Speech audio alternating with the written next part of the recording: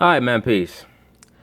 So I caught a very unfortunate, very sad, and very disturbing segment here on the CBS Nightly News. It's in regards to a robbery that occurred in Bayonne, New Jersey, involving a little girl. So let's see what they have to say. Police in New Jersey arrest two women accused of using a little girl in a string of robberies. Security video shows the women inside a store in Bayonne. One appears to get a worker away from the register. Then, the 7-year-old girl runs in and steals a wallet before grabbing cash from the register. Police say they hit 6 stores and took about $3,000. Now look at this shit. That damn little girl, that girl got hands faster than Muhammad Ali. What the hell is going on? Now, we're in the middle of the summer. This young lady should be learning, she should be out in the driveway jumping rope. She should be at the swimming pool. Instead, she's being trained. I mean, what the hell is this? Ocean's 14? Right, come on. She's being walked into department stores by these two water buffalo and being used as as the thieving portion of a robbery spree. And of course, they're going to send her in there to open up the cash register. Obviously, with the way that she opened it, she's been trained on how to open up cash registers. And as we all know, we're in a surveillance society.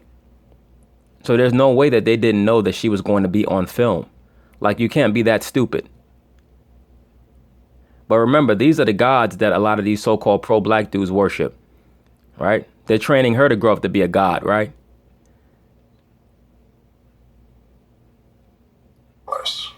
This juvenile seems to know where exactly to go. I will never do that to my kids. She's teaching her how to steal a 7-year-old girl. Police say the little girl was an acquaintance and not related to the women. She was released to her mother. The two women face several charges, including endangering the welfare of a child. Now look at this. Look at these two bitches. Looking like Simba and Mufasa. Now, these are the chicks that, like I said before, the pro-black dudes, they said that these are gods, right? Remember, they said the black woman is God. And let me specify, there are a lot of good sisters out here, but there are also a lot of demons. And they said, well, neither one of them are the child's mother. Well, the child's mother is complicit because there's no way in the world that the child is that proficient with a cash register and clearly trained to break into cash registers unless the mother was involved with the training of the child. These two women didn't just take the child aside and say, hey, let us teach you how to break into cash registers. The mother is complicit. The mother is an accessory to the crime. All right. And once again, this is why I constantly stress to a lot of you brothers. First off, you have to set an example for everything and everybody, because everything flows down through you. Because remember, you the king, right? Allegedly, you the king.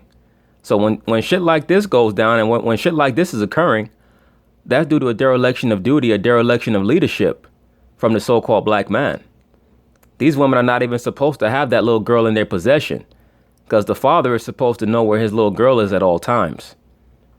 Right? He's supposed to know that. But he made the first mistake inseminating that idiotic person who is allegedly her mother. That was the first mistake. And once you make that mistake, then your daughter is raised up in the delusional queen bee matriarchal society that we have now, where the woman can do whatever the hell she wants. And like I said, 99% of these women, they're nothing but grown children until they get to be about 45 years old. All right.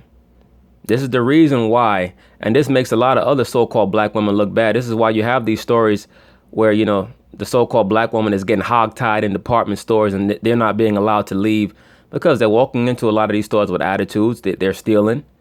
They're trying to concoct all these harebrained robbery schemes. And now they're looked down on. And now every other so-called black woman who comes in this store after these two is going to be put under heavy harassment and surveillance. But it's very unfortunate that they're indoctrinating that little girl into a life of crime. Now she's going to be watched. And, even though they say, well, no, we'll wipe her record. She's just a juvenile. They keep that shit on file. All right. So this is part of the terrible leadership that's going on. Both of these bros. Let me tell you something. Over there in the Middle East and India, they take these women out to the soccer field and chop their damn heads off, man. All right. That's what they do. Simba and Mufasa. But anyway, peace.